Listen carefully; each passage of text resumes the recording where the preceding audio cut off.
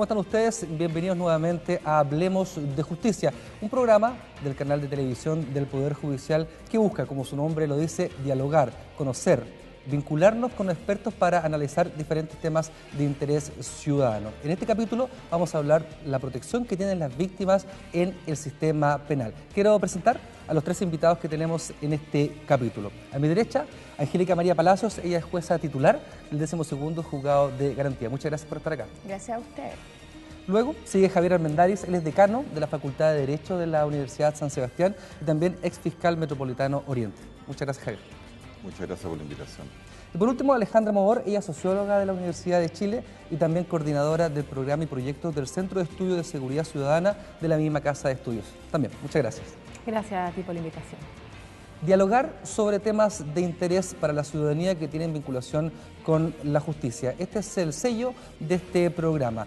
Antes de iniciar la conversación, vamos a una nota introductoria que nos presentará las principales bases para este diálogo de este capítulo. El artículo 6 del Código Procesal Penal atribuye al Ministerio Público la obligación de velar por la protección de la víctima de un delito en todas las etapas del procedimiento penal. A casi 15 años del primer juicio oral realizado en Chile, la reflexión sobre el aumento, reducción o mantención de las cifras de criminalidad son pertinentes para evaluar el sistema en su conjunto. Un diagnóstico previo permite detectar que las víctimas suelen desconocer ciertos derechos que los protegen y que agilizan la resolución de conflictos. No tengo idea de los derechos míos, ni cómo exigirlos tampoco, porque no estamos informados de eso. Falta información, porque si estuviéramos todos informados sabríamos perfectamente en su minuto, a pesar del susto, de los nervios y todo, qué es lo que podríamos hacer. No, pues uno no sabe, y en el momento a uno no se la dicen tampoco. Según la naturaleza del delito, hay diversas categorías de víctimas y en consecuencia diferentes mecanismos de protección. ¿De qué manera operan? ¿Cuánto falta aún por hacer? Ciertamente un debate donde todos los intervinientes del proceso tienen algo que decir. Volvemos entonces de esta nota introductoria en donde se hace hincapié en la protección y los déficits que puede tener el sistema penal para la gente que es víctima de un delito. Comenzamos este panel explicando un poco la estructura legal que tiene actualmente el sistema penal de nuestro país, que es la reforma procesal penal. Magistrada Palacios, ¿de qué manera la reforma procesal penal y nuestras leyes se hacen cargo de proteger a la víctima? Bueno, a diferencia de lo que pasaba antiguamente, como modificación legal propiamente tal, en el Código Procesal Penal se establece a la víctima desde ya como un interviniente. Se le reconocen derechos propios y se le permite actuar en el proceso a través de la interposición de querella. Y tiene derechos que antes no los tenía. Cuenta también con el apoyo del Ministerio Público. No es el abogado de la víctima, pero sí dentro de las funciones que tienen es dar protección a la víctima cuando ésta sí lo requiera. Pero el Código actualmente le da bastante intervención a la víctima. Nosotros como jueces tenemos el derecho de oír a las víctimas ante una salida alternativa. El fiscal a su vez también tiene que oír a las víctimas cuando propone esta misma salida alternativa. La víctima, si le vamos a dar un término anticipado a la causa, puede oponerse. Entonces tiene todos esos derechos que se les consagra por el nuevo sistema. Javier, como decía la magistrada, la víctima es un interviniente que aparece dentro del nuevo sistema. Quería preguntarle en su calidad de decano de una universidad, ¿cierto?, de la Universidad de San Sebastián, ¿cuál es la figuración y la relevancia que se le da académicamente a los estudiantes de Derecho de nuestro país sobre la importancia de las víctimas, sobre todo la importancia que se le da dentro del sistema penal? A ver, hay que recordar, digamos, que dentro del sistema penal operan distintas instituciones, ¿no? Por un lado, evidentemente, están los jueces, magistrados, ¿no es cierto? Hay jueces de garantía que trabajan, es su función durante las etapas iniciales del procedimiento, y hay tribunales orales en lo penal, ¿no es cierto?, donde las personas tienen que ir a dar su testimonio ya en juicio, y ahí hay un veredicto frente a 3 jueces al final de culpabilidad o, por el contrario, de absolución. Impulsa, lleva adelante la persecución criminal un organismo que no es judicial. La gente tiende a confundir los fiscales con los jueces y son roles separados, distintos, incluso instituciones distintas. Evidentemente los jueces pertenecen al Poder Judicial, ¿no es cierto? En cambio, el Ministerio Público es un organismo autónomo. Y el Ministerio Público es quien tiene entre sus funciones constitucionales la de proteger a las víctimas y testigos, ¿no? Desde ese punto de vista, en lo que es la academia, que ya yendo ahora a su pregunta, evidentemente que se hace un énfasis en el trabajo con las víctimas. Se hace un énfasis tanto en etapas iniciales como propiamente de estudio dogmático, ¿no es cierto? Aprenderse el código y saber, bueno, quién es la víctima, cuáles son sus derechos, cuáles son las finalidades que tienen dentro del proceso penal, la intervención de la víctima y, en definitiva, cómo puede moverse, digamos, dentro de ello. Y lo que hacemos, yo no puedo hablar por todo el sistema, ¿no? Sí, hay varias universidades, puedo hablar más bien de la mía. Lo que hacemos es un taller intermedio, ¿no es cierto?, ya semipráctico, con la idea de preparar a los estudiantes para, en los 2 últimos semestres de su carrera, le hacen 5º año, trabajar en las clínicas jurídicas con ya casos reales y víctimas reales, ¿ah? Ahí ya no hay espacio para equivocarse, aquí no estamos ensayando, estamos trabajando con personas y con problemas reales, y por lo tanto se trata de acercar al estudiante, ¿no es cierto?, a lo que es la realidad, ¿no es cierto?, de nuestro sistema de justicia, cosas tan elementales como que sepan dónde están los tribunales, cuáles son los organismos, tanto del Estado como ONG, que pueden acudir ellos como estudiantes en pro de sus víctimas, ¿no es cierto?, para satisfacer cuáles son sus intereses o sus necesidades, y entre ellas acompañar, y yo creo que esa es la parte más importante, acompañar a las víctimas en juicio. Nosotros tenemos una estrecha relación con los tribunales de familia, no con los tribunales penales, porque los estudiantes en práctica no pueden trabajar ante los tribunales, hay que ser abogados, ¿eh? Eso hay que tenerlo claro, en audiencia estamos hablando. Pero en familia, a través de una figura que se llama curador ad litem, trabajamos con víctimas y es en asuntos de violencia intrafamiliar o familiares en general, donde los asuntos familiares ya son asuntos contenciosos donde no hay víctimas, son personas que están litigando qué alimentos, qué tuición, qué etcétera. Pero la parte que sí es complicada de violencia intrafamiliar, y esas son víctimas muy complicadas de trabajar con ellas, porque son personas que están inmersas dentro de lo que es la dinámica de la violencia intrafamiliar, o sea, el núcleo básico donde todos nos desenvolvemos en sociedad, que son nuestras personas, ¿no es cierto?, en el mismo techo donde habitamos y que por supuesto hay parentesco y otras situaciones. Esa yo diría que es la forma como se trata de aproximar a los estudiantes de Derecho a la realidad, ¿no es cierto?, no solamente las víctimas, no de lo que estamos hablando, sino que de la práctica jurídica en general. Alejandra, usted es coordinadora de programas y proyectos del Centro de Estudios de Seguridad Ciudadana. ¿Cómo las políticas públicas, cómo el análisis de los antecedentes de los datos toma la ubicación de la víctima dentro del sistema penal y cómo analiza en la actualidad la figuración que tiene dentro del proceso? Bueno, desde la política pública es bastante complejo responder porque si bien se ha venido desarrollando probablemente en los últimos 5 o 6 años de manera más fuerte, sobre todo lo que se refiere a unidades de apoyo a víctimas y testigos de delitos violentos desde diferentes reparticiones, tenemos desde la Policía de Investigaciones hasta el propio Ministerio del Interior en su Subsecretaría de Prevención del Delito, hay unidades especializadas de atención. Mi impresión es que conocemos poco acerca de las víctimas. De hecho, la Subsecretaría de Prevención del Delito desde este programa dispone de estudios que debieran ser de conocimiento público, de la academia, ¿verdad?, para generar conocimiento que nos permita aproximar mejor la política pública, dar una mejor respuesta a las necesidades de estas víctimas, pero estos estudios no están disponibles.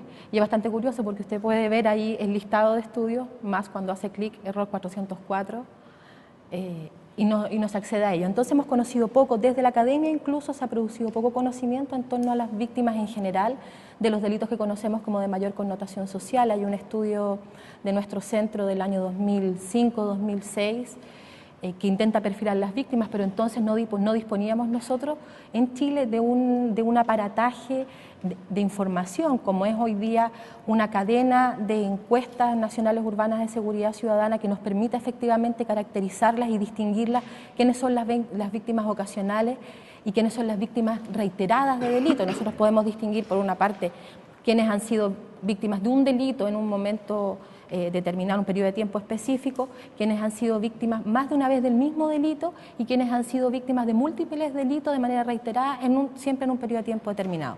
Y cada uno de estos perfiles de víctimas responde a situaciones particulares, es decir, hay personas que son proclives o propensas a ser víctimas de ciertos tipos de delitos de manera recurrente.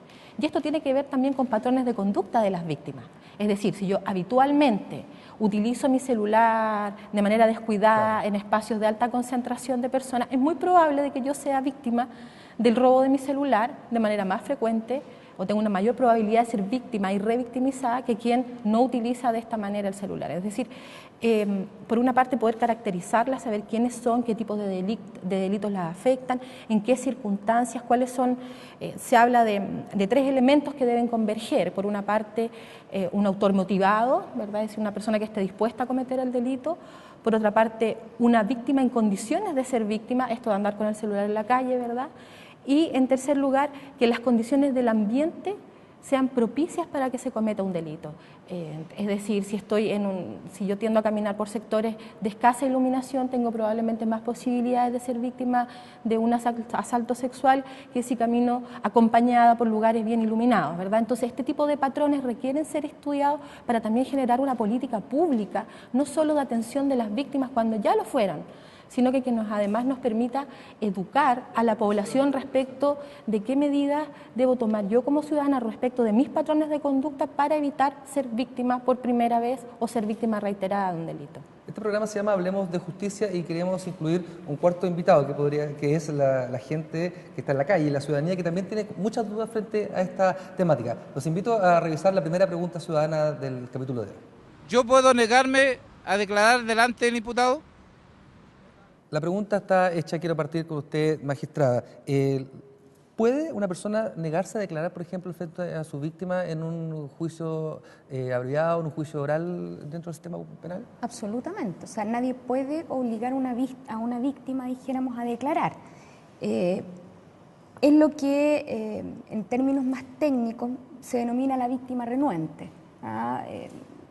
Generalmente en delitos de corte sexual, ¿no es cierto?, o delitos de mucha violencia, donde hay amenaza de corte familiar hacia las personas de las víctimas, la víctima tiene un temor razonable y puede negarse a declarar. Ahora, el no constar o no contar en un juicio oral con la declaración de la víctima, pese a que es factible y en muchos casos se da, también produce un desmedro en la resolución fiscal que él va a querer realizar. O sea, no tener a una víctima es complicado.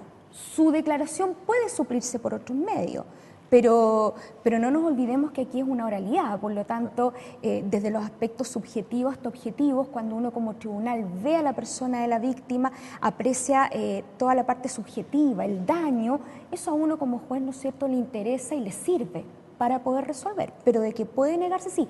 Ahora, hay víctimas que no se niegan a ir a juicio, pero no quieren, dijéramos, prestar declaración frente al imputado. Para eso, los tribunales orales cuentan con un mecanismo, dijéramos, de protección. Está el famoso biombo, donde la persona puede declarar sin tener un contacto visual con el imputado. Están las caracterizaciones y eso lo puede ayudar, pero si en definitiva la víctima no quiere, no va. Pero ahí, bueno, hay un desmedro en la pretensión punitiva. Sí, ese desmedro en la pretensión y en la carga del Ministerio Público, Javier, ¿cómo lo analizan desde su antiguo rol? Quiero decir, cuando usted lleva una investigación a cargo, ¿cuál es el rol de la víctima para su estrategia? ¿Cuál es para la estrategia de un fiscal, por ejemplo? A ver, en esto lo que no hay que perder de vista es que el objetivo del sistema es llevar adelante lo que se llama la pretensión punitiva del Estado, que dicho en palabras simples, que los delitos sean castigados. O sea, para eso sirve el sistema penal, ¿no es cierto? Que los delitos sean castigados con la idea final de que, como castigamos todos los delitos, ya nadie los cometa. Eso en el mundo ideal, ¿no es cierto? A ver, la víctima para el fiscal es fundamental. O sea, estamos hablando de los delitos que tienen víctimas, ¿no? Sí. Hay delitos, por ejemplo, el tráfico de droga, habitualmente uno no tiene víctimas. Pero la víctima es fundamental y para que hablar en casos como los que se da la señora magistrada, o sea, en un delito de corte sexual, si no tenemos a la víctima relatando, ¿no es cierto?, su experiencia frente a los jueces, estos difícilmente se van a ver proclives a condenar porque además son delitos que tienen penas altas. Por eso que no es tan bueno subir mucho las penas, porque al final conspiran contra su aplicación, ¿no? Eso es una cosa que hay que tener medio claro. Sin embargo, el fiscal tampoco debe tener a la víctima como una especie de instrumento. Claro. No sé si me explico, Sí. ¿no? O sea, naturalmente que la víctima, el ideal es que cuente su historia, ¿no? De que cuente su historia ante los jueces. Y el trabajo de los fiscales está en orientar a esa víctima, en proteger a esa víctima, en apoyar a esa víctima para que esté en condiciones de efectivamente dar su testimonio. Mi impresión es que una víctima, primero bien informada, o sea, que sepa bien qué está pasando, incluso cuáles son las posibilidades, ¿no es cierto? Porque el sistema tiene facultades, tiene posibilidades, pero también tiene limitaciones, ¿no es cierto? Y siempre está la posibilidad de una sentencia absolutoria, eso es evidente. Pero mi impresión es que una víctima, primero bien informada, o sea, que sepa qué es lo que está haciendo, qué es lo que se requiere de ella, cuál es la situación, cuál es lo que tiene que enfrentar, etc. Y que tenga un razonable esfera o margen de protección, yo diría que rara vez es una víctima renuente. Rara vez es una víctima renuente. Los casos más complicados en este sentido son los casos de violencia intrafamiliar, o cuando los abusos sexuales o el delito, puede ser lesión, lo que usted quiera, es dentro de una familia, porque ahí no solamente entran, digamos, los elementos propiamente judiciales, se le quiera declarar, etcétera, sino que está toda la vida de la persona en la balanza, digamos, en ese momento de lo que está pasando. Por lo tanto, en dos palabras, la víctima es central para el fiscal, es un pilar importante donde se apoya su teoría del caso y su pretensión de que los jueces condenen, porque evidentemente esa es la intención del fiscal, si no, no iría a juicio, ¿no es cierto? Pero por el otro lado hay que tener presente que el bienestar de la víctima no es algo que uno constantemente pueda estar tirando sin que se corte el hilo. O sea, eso es una cosa fundamental. Alejandra, me toman las preguntas tanto de don Javier como de Angélica. La víctima, a su juicio, en la actualidad en Chile, con la actual legislación que tenemos, ¿es una víctima informada o es un instrumento de la Fiscalía, como dice Javier? Yo quisiera dar un paso más atrás en el proceso, y es cuando la víctima ingresa al sistema. Yo creo que ahí todavía estamos enfrentando deficiencias importantes de coordinación de las instituciones por las que transita la víctima desde que presenta una denuncia hasta que el juicio ha terminado, se dicta una sentencia de la índole que sea esta. Aquí ocurre lo que se denomina victimización secundaria y se refiere a cada vez que la víctima debe ir y contar su historia ante un ente diferente. El carabinero de la comisaría, luego otro carabinero que fue a completar información porque el parte policial no estaba lo suficientemente acabado y debían complementarlo, luego el fiscal, que dado que la información del parte, que recoge el parte, no es suficiente para conducir la investigación, requiere, y así todo el proceso, la víctima. Entonces, esta falta de estructura, ¿verdad?, de coordinación interinstitucional, atenta también contra la posibilidad de que la víctima permanezca en el circuito, ¿verdad? El proceso no tiene que ver tanto con el tiempo necesariamente, sino cómo se desencadenan los dispositivos que están orientados a la protección de la víctima, que están orientados también a sacarla cuando sea necesario, cuando haya un riesgo vital, por ejemplo. Si al momento de presentar la denuncia se determina en la comisaría que hay un riesgo vital, se debiera desencadenar una serie de protocolos de acción que desgraciadamente no son conocidos por todos los funcionarios, ¿verdad? Se está trabajando, entiendo, desde hace un par de años por lo menos en un parte policial reformado específicamente para delitos de violencia intrafamiliar que venga a suplir, a complementar la información de la policía con aquella que requiere el Ministerio Público, el fiscal, para conducir, justamente para reducir esos espacios donde la víctima esté expuesta al relato permanente, ¿verdad?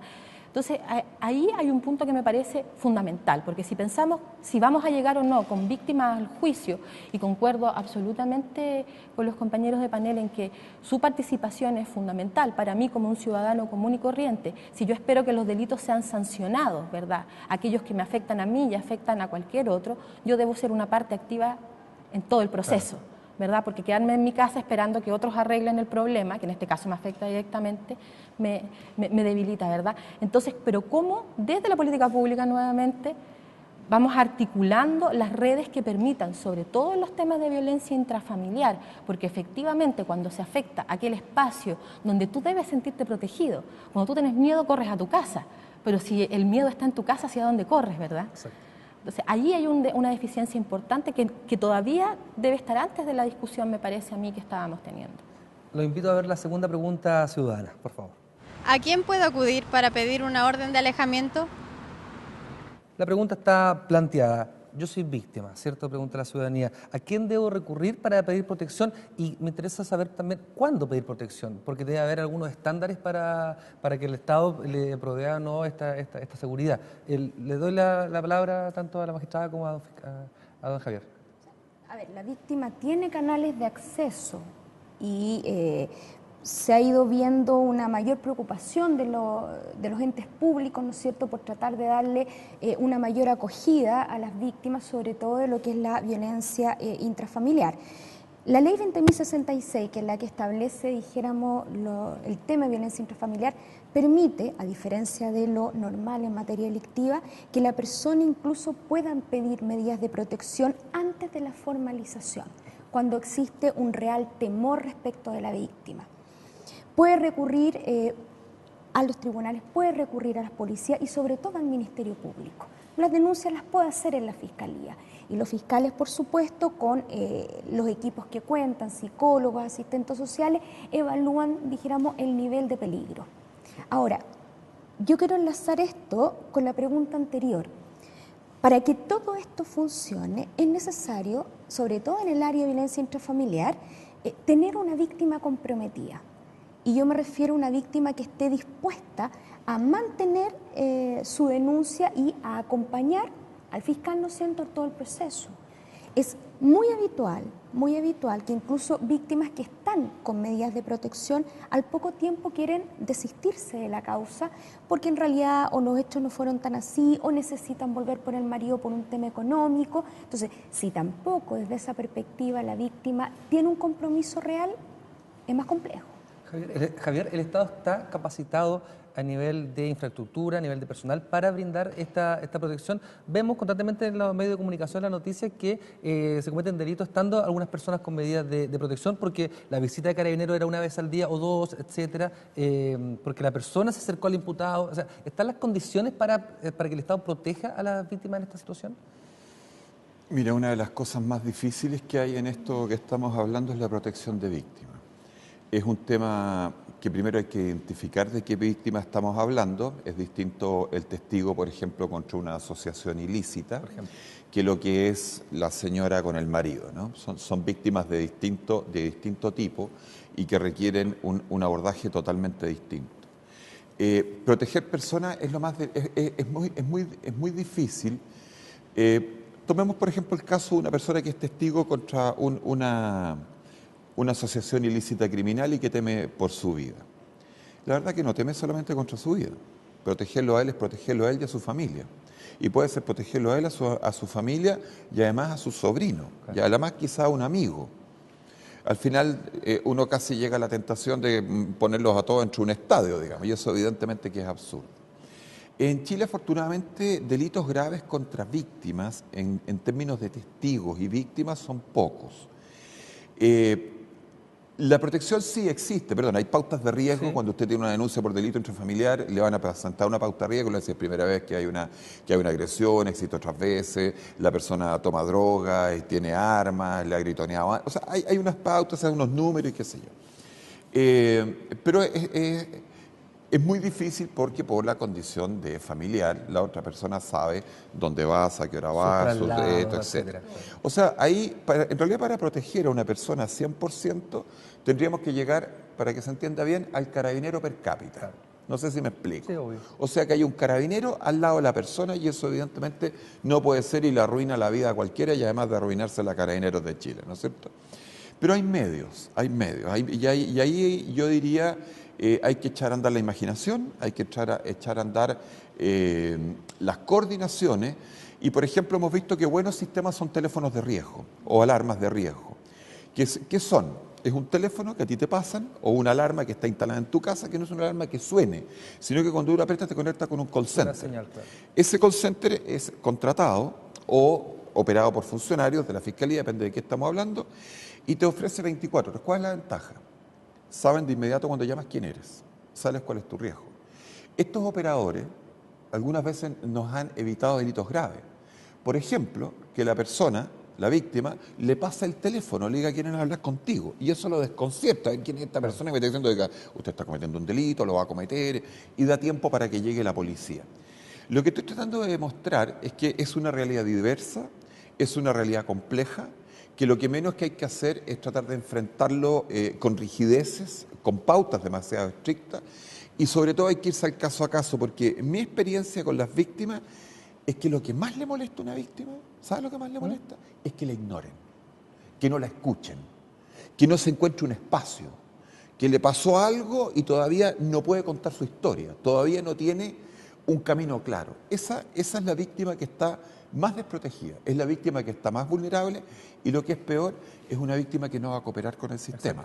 Y por lo tanto vamos a entrar a la impunidad. Se siente absolutamente un objeto del sistema y no un sujeto de Exactamente. De y pasa eso. O sea, por ejemplo, la persona, imagínense, alguien que, qué sé yo, esto pasa, ocurre. Una persona está en su local comercial. Llegan 2 o 3, ¿no es cierto?, hechores de algún delito, lo golpean y qué sé yo, la persona va a la posta, está ahí, qué sé yo, un tiempo, a lo mejor un par de días, sale, sí conversó con el policía de unos datos, pero empiezan a pasar los días y nadie lo llama. Nadie lo llama, quizás le duele un poco, se acuerda de esto, perdió algunas cosas materiales, qué sé yo. Entonces usted lo llama 3 meses después para decirle que lo necesita para algo. Le van a cortar el teléfono. Claro. Y no de buena manera. Y quizás, y lo más probable, es que merecidamente. Exacto. Esa es la experiencia. Alejandra, tengo un par de preguntas para usted, pero quiero invitarlos antes de eso a unos antecedentes de contexto para situar la última parte de este programa. La delincuencia es considerada el tercer problema del país. La mayor proporción de hogares victimizados se produjo por hurto, robo con fuerza en la vivienda, robo con violencia o intimidación, robo por sorpresa. Las principales razones de no denunciar son que la policía no podría haber hecho nada y que la pérdida no fue lo suficientemente seria. Veíamos los antecedentes de contexto. Quedé con una pregunta para Alejandra que tenía que ver con la no denuncia. Quería ver cómo el comportamiento de la sociedad. Javier ya nos adelantaba un poco en su respuesta anterior, que era no voy a denunciar porque no estoy satisfecho con la respuesta que me da la entidad estatal a cargo de la persecución de delitos. Pero quiero preguntarte, Alejandra, cómo se comporta la ciudadanía en su rol de víctima, ¿cierto? Y cómo ellos llegan a decidir no denunciar, claramente entendiendo que le afecta la vulneración de sus derechos también. Bueno, yo creo que esto es uno de los temas que debieran ser objeto prioritario de la política pública. Desde el comienzo de la implementación de la reforma procesal penal, hemos visto cómo se ha puesto en tela de juicio mediáticamente el accionar de los jueces, la capacidad de trabajo de los fiscales, etc. Y eso, en definitiva, ¿contra qué atenta? Contra el sistema y su funcionamiento. El único perjudicado acá somos los ciudadanos y las posibilidades de que efectivamente el proceso penal sea conducido de mejor manera. Si las víctimas están escuchando por todas partes que la puerta giratoria más acá o más allá, que los jueces hacen y deshacen y desconocen las leyes, claro, tienen menos ganas, menos confianza en el sistema y por tanto, ¿para qué van a ir a perder tiempo? Primero a presentar una denuncia, luego a esperar que los llame un fiscal, si ya saben de antemano que el sistema no funciona, ¿verdad? Y esto lo sabemos, yo creo que todos los presentes acá sabemos que no es cierto que el sistema no funcione. De hecho, el sistema funciona bastante bien, sobre todo desde una perspectiva comparada con la región de América Latina.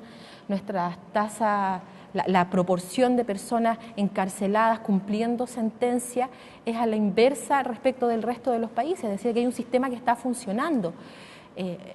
No comparto el juicio de que por más presos quiere decir que mejor funcione, claro, pero si fuera ese nuestro parámetro, también somos líderes regionales sin discusión, ¿verdad? Entonces el fenómeno de la no denuncia tiene que ver un poco, en mucha medida, con este desencanto aprendido respecto del funcionamiento del sistema de justicia. Claro, en otras ocasiones tiene que ver, como señalan las encuestas, con que me robaron, no sé, los documentos, el celular en la micro, no sé quién fue. no lo van a encontrar. Claro. No vale la pena la pérdida del tiempo. El tema es que en la medida en que yo considero que no vale la pena, no le permito al sistema tomar la decisión sobre si vale la pena hacer la investigación. Claro. Porque probablemente un caso aislado va a ir a archivo provisional, pero en la medida en que estos se constituyen como patrones delictuales y yo puedo determinar de que en este tramo del metro, entre tal y tal hora, o de un recorrido de micro, lo que sea, hay aparentemente una banda que está operando con determinados patrones, puedo tomar decisiones de investigación y de persecución criminal que no voy a poder tomar si todos los afectados por esos delitos no denuncian. Claro, y entiendo que cuando un ciudadano dice no vale la pena, también yo me estoy situando como un nivel más inferior dentro de los derechos y la necesidad que tiene el Estado de cubrirme y de protegerme dentro del sistema penal. O sea, porque hay delitos que sí valen la pena y otros que no, si nos afectan de igual magnitud, porque nos afectan nuestro foro más íntimo, que puede ser el hogar, por ejemplo, en un robo con intimidación. Por último, uno de los temas que más ha levantado el presidente de la Corte Suprema ha sido las reformas asociadas al menos a equiparar los derechos de las víctimas en el sistema. El presidente Muñoz ha dicho en su cuenta pública del año anterior que si un imputado tiene derecho a no declarar, ¿por qué las víctimas no tienen ese mismo derecho consagrado al menos? Javier, le quiero preguntar a usted lo que ve usted como posibles reformas dentro del sistema penal que podrían atender a la protección de las víctimas. A ver, podrá sonar medio cavernario, pero a mí no me gusta mucho consagrar como un derecho que las víctimas no declaren. Ya. Creo que eso tendría que estar circunscrito a cierto tipo de delitos y a ciertas realidades. En cambio, todo imputado a cualquier delito puede hacerlo, ¿no? Concuerdo con el señor presidente que en ciertos casos y para ciertas víctimas sí, pero en otras no se justifica, ¿no es cierto? No veo, por ejemplo, por qué una víctima de accidente del tránsito, por ejemplo, no podría declarar, no alcanzo a entender cuál podría ser el detrimento hacia su persona y el riesgo habitualmente es bajísimo, por no decir que ninguno. Yo creo que más que reformas legales, lo que nosotros necesitamos es robustecer el sistema de atención de víctimas. Por darle un ejemplo, las unidades de trabajo del Ministerio Público, que son las fiscalías regionales, tienen unidades de protección de víctimas y testigos, se llaman URAVITES, ¿ya? Esas unidades hoy día concentran su trabajo en gran medida en lo que son los delitos sexuales y en segundo nivel lo que son los delitos de violencia intrafamiliar. Y hasta por ahí le llega su capacidad de acción. ¿Por qué? Porque no pueden atender más casos. Por lo tanto, lo que es el trabajo de redes es fundamental. Y nosotros vemos, por ejemplo, que una mujer que es víctima de violencia intrafamiliar y tiene que abandonar su hogar, existen casas de acogida, pero las casas de acogida les ponen problemas si tienen niños. Y evidentemente la mayoría de las mujeres casadas tienen niños en situación de cuidarse, ¿no es cierto?, en un cuidado personal y directo. Entonces, cuando uno empieza a escarbar, digamos, en la realidad y se empieza a topar con estos temas fácticos de la práctica, que es lo que le toca vivir al ciudadano. Pues el ciudadano no lee la norma, el ciudadano le ve la cara a la persona que le está atendiendo y cuáles son las posibilidades que le da. O sea, eso es lo que la persona enfrenta. Yo creo que ahí tenemos todavía debilidades y debilidades fuertes en torno a lo que es agrupación de redes y además considerando que esas redes no son iguales según dónde usted sea víctima. Dicho de otra manera, y por decirlo rápido y claro, se discrimina respecto a las personas de menos recursos. Si usted es víctima en la zona nororiente de Santiago, tiene un estatus. Si usted es víctima en la zona sur de Santiago, usted tiene otro estatus. Y si es en la zona poniente, tiene otro. Entonces, ¿por qué? Porque normalmente estas instituciones son a nivel municipal o tienen que ver con los organismos municipales de apoyo a la ciudadanía. Y los presupuestos municipales son totalmente desiguales. Son totalmente desiguales y evidentemente que dentro de las prioridades de los municipios, yo diría que hay una cosa importante, las municipalidades cada vez se están dando más cuenta que necesitan actuar en el terreno de la seguridad pública a distintos niveles. Se podrán dar mucho cuenta, pero otra cosa son los recursos con que cuentan para tomar esa conciencia. Exactamente. Por último, magistrada Palacios, en el día a día, ¿qué se puede cambiar para que una víctima se sienta más parte del proceso? Uno ve permanentemente que hay suspensiones condicionales, salidas alternativas, que la víctima no logra comprender o no logra entender cómo ellos son parte de esa decisión también. Lo que pasa es que, a ver, desde mi perspectiva, existe una falencia en la información que muchas veces el primer contacto con la víctima, es decir, Carabineros, Fiscalía, se le ha otorgado a la víctima. Entonces, muchas veces ellos llegan a audiencia, el fiscal propone una salida alternativa y uno como juez se percata que la víctima no sabe de lo que están hablando. Entonces, desde esa perspectiva, la víctima sí se encuentra en una situación de inferioridad. ¿Qué otra cosa? Me percato también que muchas víctimas, por desconocimiento, por lo que implica, ¿no es cierto?, ir a una audiencia, en un tribunal, esperar que uno lo atienda, muchas personas tienen compromisos laborales al respecto, no van.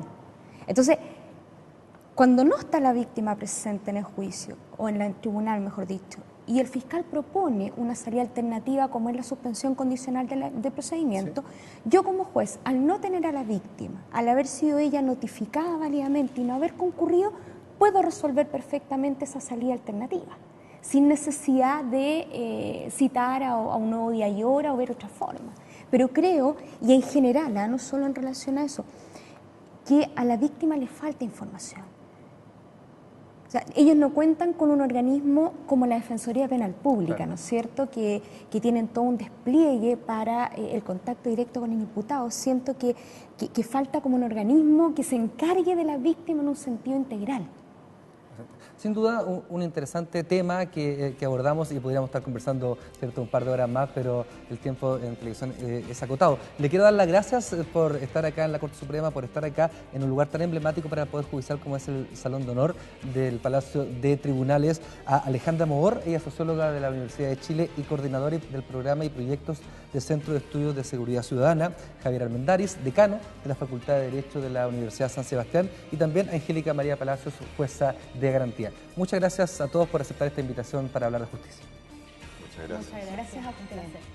Nos reencontramos en un nuevo panel que busca acercar, obviamente, los temas jurídicos, los temas de administración de justicia a la ciudadanía en un diálogo fluido, sencillo y obviamente mucho más cercano. Hasta una próxima oportunidad. Hasta pronto.